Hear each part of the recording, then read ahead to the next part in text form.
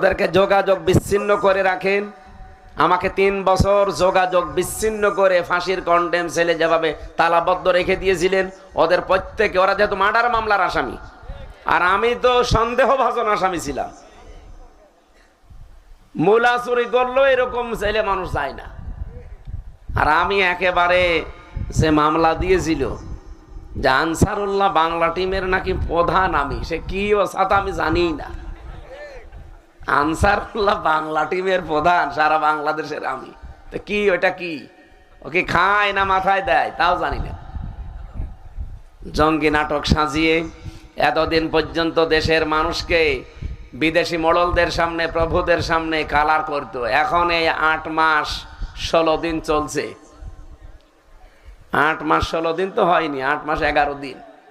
কি 8 মাস 11 দিনে কোন জঙ্গি নাটক দেখেছেন?